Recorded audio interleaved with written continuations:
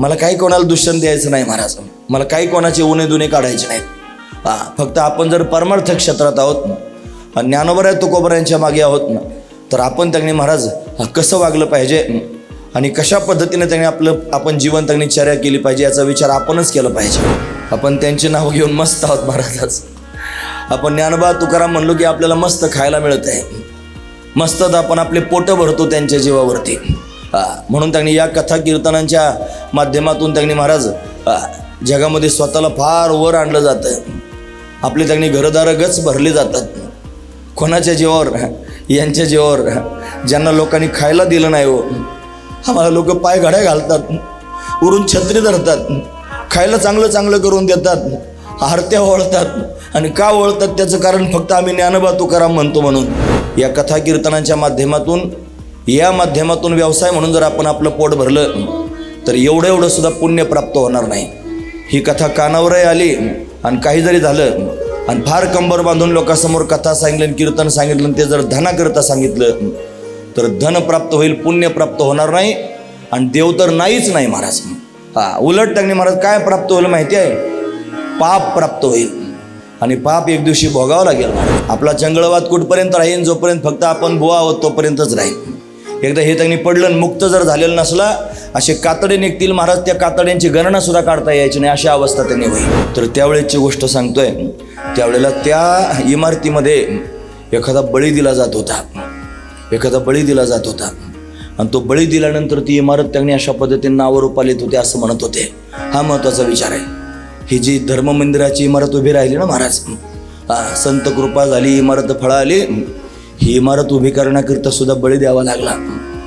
आणि एक बळी नाही दिला महाराज, 2 बळी दिले, 2।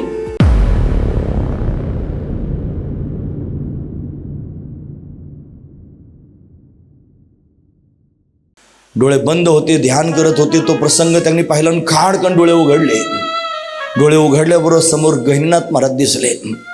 गहिनीनाथांच्या मुखातून शब्द बाहेर पडले, निवृत्ती, जे पाहिलंच ते खरंच आहे, त्याच्यात काही बदल करता येणार नाही। डोळे बंद कर आणि भगवंताचं चिंतन कर। आई वडील डोळ्यासमोर जाताना पाहिले, पण वैराग्य कशाला म्हणावं? निवृत्तीनाथांकडून शिकलं पाहिजे महाराज, कडकडीत असणार वैराग्य आहे। पुन्हा डोळे बंद केले आणि स्वरूपाचं चिंतन करू लागले, जसं काही झालंच नाही महाराज। अशा पद्धतीने शांत झाले। जगाचे आघात सहन करून त्यांनी महाराज एक कठोरता अंतकरणामध्ये आली होती, तेवढी सहजासहजी प्राप्त होत नसते महाराज। कधीच बरं बघितलं नाही लोकांनी, कायम संन्यासाची बोल म्हणून त्यांनी हेनवलं, खायला दिलं नाही, मधुकरी त्यांनी दिली नाही, जे लोक देत होते त्यांना सुद्धा देऊ दिलं नाही, उपाशी त्यांनी राहावं लागलं, कोरांना कधी मिळालं, कधी गडवाभर पाणी पिऊन अशा पद्धतीने झोपावं लागलं। काय अवस्था झाली असेल नाही? आपण त्यांचे नाव घेऊन मस्त आहोत महाराज।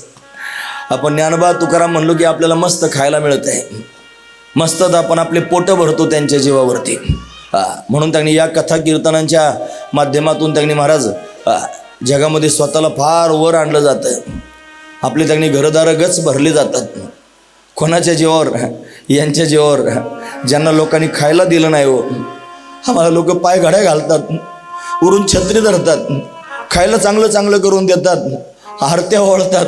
आणि का ओळतात त्याचं कारण फक्त आम्ही ज्ञानोबा तुकाराम म्हणतो म्हणून। कशी त्यांची अवस्था आहे आणि आपण त्यांनी काय करतो आहोत? मला काही कोणाला दूषण द्यायचं नाही महाराज, मला काही कोणाचे उणे दुणे काढायचे नाहीत। फक्त आपण जर परमार्थ क्षेत्रात आहोत ना, ज्ञानोबराय तुकोबरायांच्या मागे आहोत ना, तर आपण त्यांनी महाराज कसं वागलं पाहिजे आणि कशा पद्धतीने त्यांनी आपण जीवन त्यांनी चर्या केली पाहिजे याचा विचार आपणच केला पाहिजे। हा महत्त्वाचा विचार आहे। या माध्यमातून जर धन कमावून आपलं पोट भरण्याकरिता आपण अट्टहास करीत असलो तर आपण पुण्याचे भागीदारी होणार नाहीत महाराज, लक्षात ठेवा। या कथा कीर्तनांच्या माध्यमातून व्यवसाय म्हणून जर आपण आपलं पोट भरलं तर एवढं सुद्धा पुण्य प्राप्त होणार नाही। ही कथा कानावरही आली आणि काही जरी झालं आणि फार कंबर बांधून लोकांसमोर कथा सांगितली, कीर्तन सांगितलं, ते जर धनाकरता सांगितलं तर धन प्राप्त होईल, पुण्य प्राप्त होणार नाही आणि देव तर नाहीच नाही महाराज। उलट त्यांनी महाराज काय प्राप्त होईल माहिती आहे? पाप प्राप्त होईल आणि पाप एक दिवशी भोगावं लागेल महाराज। याचा निचरा होईल पापाचा, लक्षात ठेवण्यासारखा मुद्दा आहे। म्हणून जर त्यांनी देव ठेवील तसं राहण्याचा प्रयत्न केला, देव देईल तसं खाण्याचा प्रयत्न केला, देव ठेवीन त्या पद्धतीनं वागण्याचा जर प्रयत्न केला तर कुठेतरी आपण दयेचे पात्र होऊ. लक्षात ठेवा मी काय सांगतो ते. तर आपण दयेला पात्र होऊ, नाहीतर आपली दयामाया सुद्धा केली जाणार नाही महाराज. आपला जंगलवाद कुठपर्यंत राहील, जोपर्यंत फक्त आपण बुवा आहोत तोपर्यंतच राहील. एकदा हे त्यांनी पडलं, मुक्त जर झालेलं नसला, असे कातडे निघतील महाराज, त्या कातड्यांची गणना सुद्धा काढता यायची नाही, अशी अवस्था त्यांनी होईल. म्हणून त्यांनी आपली लाज आपण धरली पाहिजे. हे सगळे चरित्र काय ऐकायचे, त्याच्याकरिताच ऐकायचे महाराज. काय विलक्षण असणारी त्यांची अवस्था आहे. थोडी कल्पना कर बरं, आपले आईबाप आपल्या सोडून त्यांनी निघून गेले, किंवा आपल्या घरात लहान लहान लेकरं आहेत आणि ते 10-10 वर्षाचे लेकरं आपण सोडून निघून गेलो आणि त्यांना असं त्यांनी लोकांच्या स्वाधीन करून दिलं. खायला काही नाही, त्यांच्यावर काही प्रॉपर्टी नाही, त्यांना राहण्याला घर नाही, त्यांना अंग भरून घालायला कपडे नाहीत. अशा अवस्थेत आपले लेकरं जर सोडून दिले, आपण जर घरदार सोडून निघून गेलं, काय होईल कल्पना तरी तुमच्या मनाला सहन होते का? एवढा अट्टहास कशा करता चालला? लेकरा बाळांकरताच चालला ना. हे घरं भरायचे आणि बँका भरायच्या कोणाकरता भरायच्या? फक्त लेकरा बाळांकरताच भरायच्या ना. अरे ते लेकरं बाळ सोडून निघून जाणं किती मोठं दारिष्ट आहे. आज असा डंका वाजतोय वारकरी संप्रदायाचा, आज असा उत्तुंग शिखराला वारकरी संप्रदाय गेला. ज्ञानोबरांच्या शब्दात सांगायचं ठरलं तर, इवलेसे रोपला वेले द्वारी, त्याचा वेलू गेला गगनावरी, गगनाला वेलू त्यांनी गेला. एवढं त्यांनी महाराज सामर्थ्य संप्रदायाचं आहे. अरे ज्ञानप्रधान ग्रंथ त्यांनी आपल्या जगभरात पाहायला मिळतात. त्या सगळ्या ग्रंथांमध्ये सर्वश्रेष्ठ ज्ञानप्रधान ग्रंथ जर कोणता असेल तर अमृतानुभव ठरला. याच्यापेक्षा काय अजून पाहिजे महाराज? हे आपल्या संप्रदायाचं वैभव मी तुमच्या समोर त्यांनी सांगतोय. एवढं विलक्षणत्व आपल्या संप्रदायाचं आहे. एवढा मोठा संप्रदाय त्यांनी झाला, एवढं नाव लौकिक झालं. ज्ञानोबराय तुकोबरायांचा डंका सर्वत्र त्यांनी वाचतोय. इमारत एवढी मोठी झाली, संत कृपा झाली, इमारत फळा आली. तुम्हाला माहिती आहे, पूर्वीच्या काळामध्ये एखादा किल्ला तयार करायचा असेल, एखादा राजवाडा जर तयार करायचा असेल, एखादी मोठी वास्तू जर तयार करायची असेल, तर त्यावेळेची गोष्ट सांगतोय. त्यावेळेला त्या इमारतीमध्ये एखादा बळी दिला जात होता, एखादा बळी दिला जात होता. आणि तो बळी दिल्यानंतर ती इमारत त्यांनी अशा पद्धतीने नावारूपाला येत होते असं म्हणत होते. हा महत्त्वाचा विचार आहे. ही जी धर्ममंदिराची इमारत उभी राहिली ना महाराज, संत कृपा झाली, इमारत फळा आली. ही इमारत उभी करण्याकरिता सुद्धा बळी द्यावा लागला. आणि एक बळी नाही दिला महाराज, 2 बळी दिले. 2 ते 2 बळी जर कोण असतील तर विठ्ठलपंत आणि रुक्माई आहेत महाराज. काहीच आवश्यकता नव्हती. देहांत प्रायश्चित्त देण्याची काहीच आवश्यकता नव्हती. त्याला शास्त्रार्थ होता, त्याला पुरावे होते, सगळ्या गोष्टी होत्या. अरे शास्त्र म्हणतो म्हणून त्यांनी घृतकुंभ संभव नावाचा विधी करून आले होते. विनवण्या करून सांगत होते, आम्ही अशा पद्धतीनं आलो, तरी पण ऐकलं नाही महाराज. निमूटपणे शास्त्र म्हणेल ते ऐकावं लागलं. एकमेकाचे हात आपल्या हातात घेऊन त्यांनी देहांत प्रायश्चित्त घेतलं. 2 बळी घेतले महाराज. ते 2 बळी गेले. एवढी पक्की इमारत झाली. आता काय भीती आहे महाराज इमारतीला? काही भीती नाही महाराज. इमारत त्यांनी अतिशय दिव्य झाली, फार मोठी झाली. पण बळी मात्र निमूटपणे अशा पद्धतीने गेले. ते विठ्ठलपंत आणि रुक्माई आहेत, भावंड त्यांनी महाराज एकमेकाच्या आधाराने राहू लागले. गहिनीनाथांनी त्यांनी फार समजावून सांगितलं, फार प्रेम दिलं. निवृत्तीनाथ महाराज भावंडांना सांभाळण्याकरिता सक्षम आहेत असा विचार त्यांनी अशा पद्धतीनं मनामध्ये आला. आणि आता त्यांनी महाराज गहिनीनाथ महाराजही निघून गेले आहेत. 4ही भावंड तिथं त्यांनी आपे गावातच राहतात. कोरांना मागून अशा पद्धतीनं आपल्या भावंडांना सांभाळायचं काम निवृत्तीनाथ दादा ज्ञानोबराय अशा पद्धतीने करतायत. आई वडील तर निघून गेले.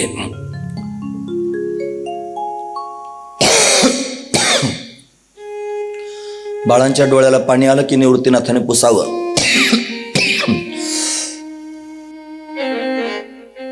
करून द्यावे. आईनं सांगितलं होतं, माझ्या बाळांच्या डोळ्याला पाणी येऊ देऊ नकोस, रडू नका. तुम्ही जर रडले तर आईला बरं वाटेल काय? तुम्ही जर रडले तर बाबांनी एवढी शिकवण दिली त्यांना बरं वाटेल काय? रडू नका, धारिष्ठवान व्हा, धैर्य धारण करा, हे पण दिवस निघून जातील असं समजून सांगायला सुरुवात केली. पुराणांमधल्या गोष्टी निवृत्तीनं त्यांनी सांगायला सुरुवात केली. पुन्हा पुन्हा पुन्हा पुन्हा त्यांनी महाराज पुराणांमधल्या गोष्टी सांगितल्या. त्या श्रीकृष्णावर प्रेम करा, त्या श्रीकृष्णाची भक्ती करा. अरे पांडवांच्या जीवनात केवढं दुःख होतं. पाहते पांडव अखंड वनवासी, परित्या देवासे आठविते, असं त्या श्रीकृष्णाचं चिंतन करा.